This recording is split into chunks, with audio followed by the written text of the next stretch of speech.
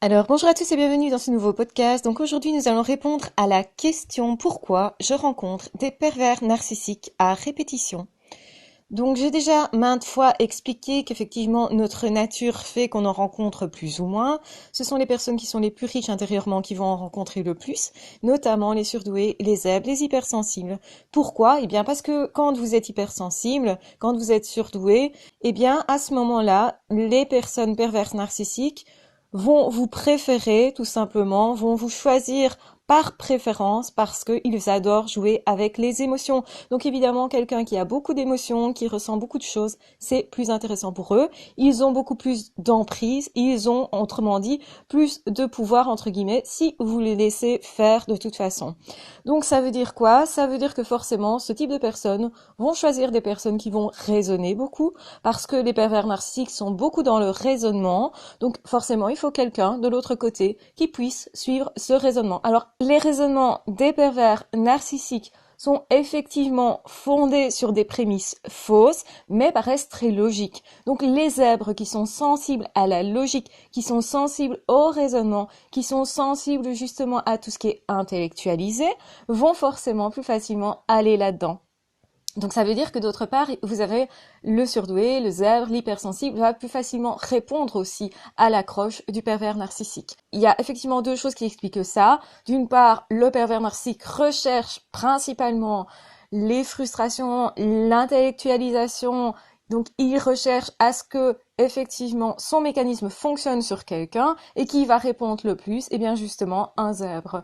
Donc d'une part, vous avez la recherche active du pervers narcissique qui se dirige donc plus vers ce type de personne, et d'autre part le surdoué qui va répondre plus. Et donc c'est comme ça qu'effectivement vous avez un type de personne qui a certaines caractéristiques qui va répondre beaucoup plus à cette accroche-là, qui va se laisser plus séduire, et aussi parce que le zèbre, de prime abord, généralement, a un manque de confiance en lui, en elle, et est plus facilement isolé de par sa nature. Forcément, il y a moins de zèbres dans le monde, il y a moins de surdoués dans le monde, il y a moins d'hypersensibles. Enfin, les hypersensibles, c'est quand même 20%, mais les surdoués, on peut parler de 4 à 5%. Donc, c'est pas énorme au niveau de la quantité de personnes sur cette terre.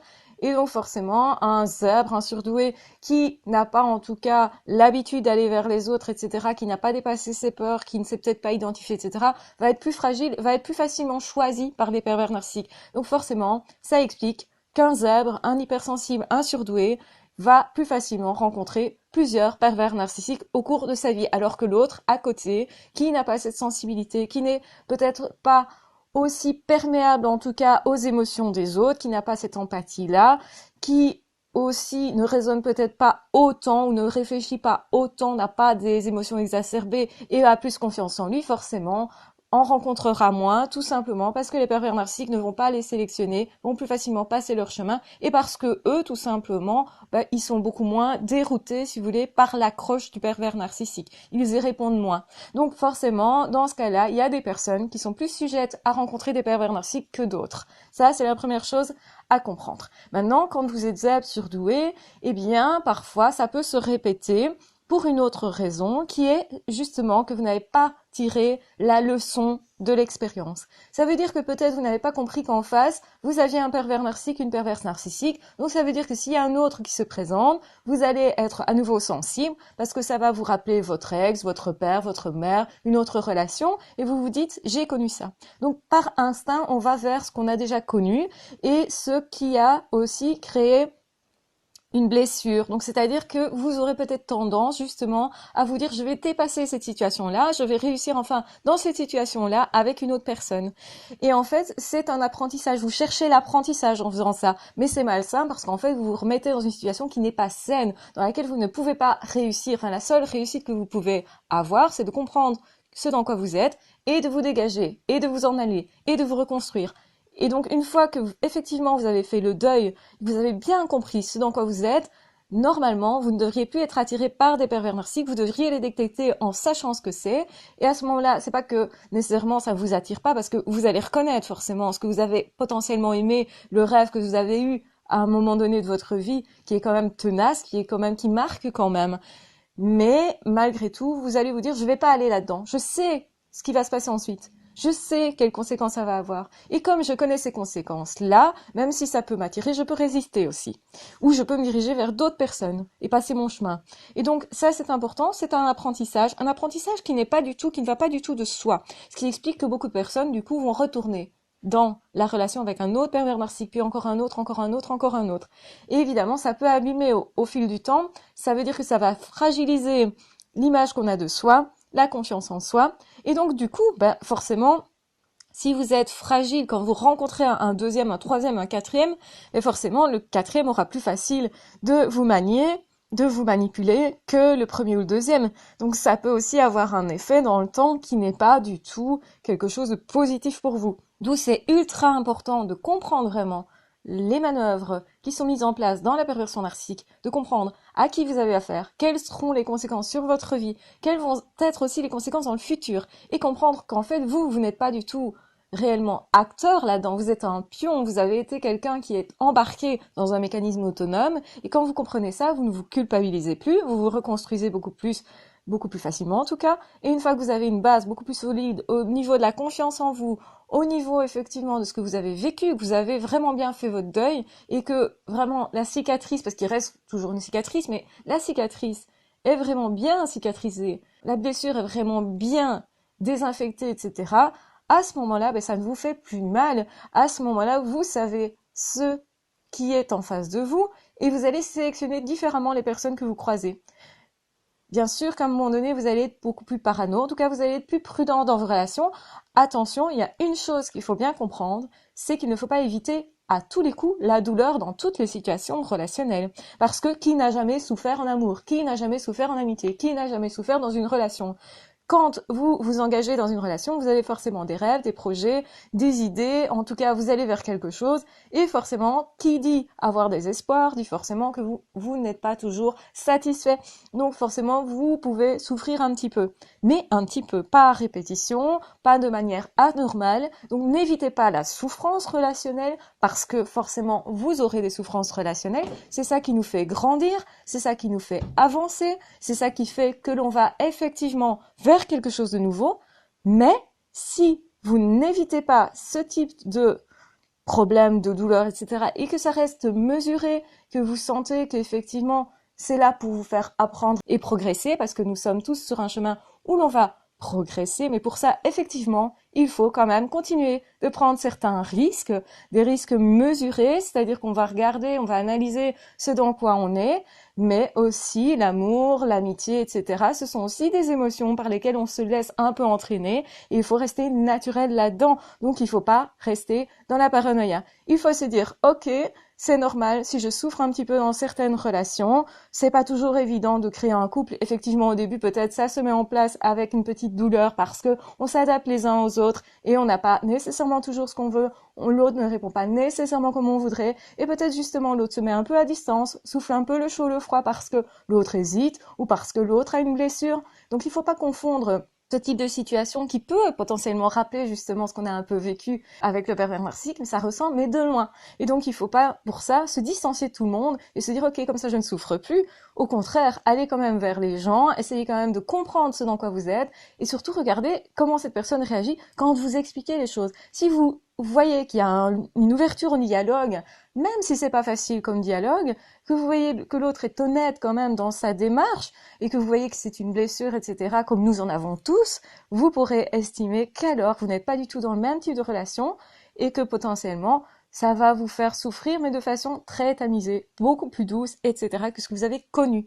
Et donc forcément, il faut aller vers quelque chose qui vous épanouit, vous, qui vous fait grandir, vous, qui vous fait progresser. Et c'est vrai que souvent, quand on progresse, il y a une douleur, on progresse beaucoup plus, en tout cas on se questionne beaucoup plus, on essaye beaucoup plus de se dépasser quand il y a une douleur, qui peut être relationnelle ou autre, ou situationnelle, ou au niveau d'un job, au niveau d'une relation, au niveau de, que sais-je d'autre, d'un environnement éventuel. Donc c'est aussi ce qui nous pousse parfois à bouger, c'est parfois l'inconfort. Donc ne confondez pas tout et n'importe quoi, ne vous dites pas que d'office parce que vous souffrez, c'est que forcément c'est négatif, ça peut être autre chose. Ça peut être simplement se remettre en question un petit peu, parce que forcément dans les relations, on se remet toujours en question un petit peu, parce qu'on s'adapte à l'autre aussi, l'autre s'adapte à nous, on essaye de comprendre l'autre, et tout ça fait qu'il y a un chemin. Mais il y a aussi beaucoup de joie. Ce qui est important, c'est qu'il y a beaucoup de moments de partage, qu'il y a beaucoup de moments de complicité, qu'il y a un apaisement à certains moments. Vous ne souffrez pas pour rien, vous souffrez pour construire quelque chose. La souffrance n'est pas nécessaire non plus, ne courez pas derrière la souffrance, hein. Il faut pas être masochiste non plus. Mais disons qu'elle n'est quelque chose qui est impossible à éviter. Donc c'est tout à fait logique tout simplement de sentir parfois une souffrance, mais ça ne doit pas perdurer. Ça doit faire en sorte que vous dépassiez un moment, un instant dans la relation et que ça vous mène vers quelque chose de mieux et que l'un et l'autre vous puissiez vous consoler de cette souffrance aussi, que l'un et l'autre vous puissiez vous comprendre. Et donc la souffrance, c'est quelque chose qui n'arrive pas souvent, qui n'est pas régulier, parce qu'avec la perversion narcissique, c'est régulier, c'est constant. Donc, attention, si vous vous sentez confus, quand vous souffrez parce que vous êtes dans une relation normale, vous n'êtes pas confus. Vous savez ce qui se passe généralement, vous êtes éventuellement déçu, et vous vous dites peut-être, il faudrait que j'essaye autrement avec cette personne-là, peut-être qu'on fonctionne pas pareil, et c'est très probable, mais en même temps, il y a moyen d'évoluer, il y a moyen de changer les choses, il y a moyen, par un effort justement, d'arriver à un résultat, et que l'autre nous gratifie de ce résultat, ou qu'il y ait vraiment un dialogue, il y a vraiment deux personnes, l'une face à l'autre, avec des différences. Et c'est ça qu'il faut bien comprendre pour passer au-delà de cette expérience néfaste de la perversion narcissique et la transformer en quelque chose de beaucoup plus positif. Oui, vous avez des capacités de tenir dans des situations extrêmes parce que le pervers narcissique vous a appris ça. Donc remerciez-le quelque part parce que quelque part, vous allez vous en servir pour créer des relations beaucoup plus importantes avec les autres parce que vous savez que vous pouvez vous remettre en question. Vous savez aussi que vous pouvez beaucoup plus créer des relations qu'une autre personne. Et ça, je pense que c'est important que je le dise. Je ne l'ai pas encore dit dans les vidéos et dans les podcasts. Donc oui, vous avez acquis des capacités par rapport au pervers narcissique de résistance, de tolérance quelque part, et aussi vous avez tenu le coup. Et tenir le coup dans une relation, c'est parfois comme ça qu'on va créer quelque chose de grand, de fort, d'intense, de super en fait, de beau, etc. Et gardez ce beau-là, gardez ces facultés-là, faites-en quelque chose, remerciez votre capacité qui s'est développée, vos capacités qui se sont développées pour aller vers plus de vie, plus de relations, pour aller vers plus grand. Vous êtes magnifique, prenez conscience de ça et dites-vous que oui, maintenant vous avez ces capacités de faire la distinction entre perversion narcissique et relation saine. N'ayez plus peur de répéter et répéter constamment. La leçon se répète quand on ne l'a pas apprise dans la vie, tout simplement. Donc si vous savez ce que c'est que la perversion narcissique, que vous avez vraiment travaillé là-dessus, vous avez vraiment compris tout, il n'y a pas de raison que ça se représente parce que vous allez tout de suite vous détourner quand vous allez rencontrer un ou une perverse narcissique. Vous allez très rapidement dire ça, je n'en veux pas. Vous allez ressentir une résistance et vous allez vous orienter vers des meilleures personnes, tout simplement. Je vous embrasse très fort, je vous aime très fort. Prenez bien soin de vous. J'espère que ce podcast vous motive. J'espère qu'il vous fait prendre conscience de la personne que vous êtes, des facultés que vous avez. Et de toute façon, ne vous traitez pas mal parce que vous avez eu plusieurs pervers narcissiques dans votre vie. Au contraire, dites-vous, ok, ça m'a permis d'apprendre quelque chose. Maintenant, j'apprends la leçon, je prends les choses en face à face. Et comme ça, je vais construire de vraies relations ensuite parce que je le mérite, tout simplement. Et c'est important d'avoir une super relation à soi, c'est-à-dire être tolérant avec soi. Si vous avez fait des erreurs, ce ne sont que des erreurs. Ce n'est pas la fin du monde, bien au contraire. Vous avez une vie qui avance, qui continue d'avancer. Donc, vous avez de nouvelles chances devant vous. Prenez ces nouvelles chances-là, tout simplement. Soyez fiers de vous quand même, malgré ces expériences négatives-là. Transformez-les en quelque chose de positif et vous allez voir que votre vie va s'ouvrir et que vous allez vous apaiser. Et il n'y a rien de mieux que de s'apaiser et d'être en paix avec soi-même. Je vous embrasse très fort, je vous aime très fort, prenez bien soin de vous et on se retrouve de toute façon très vite dans d'autres vidéos ou dans d'autres podcasts.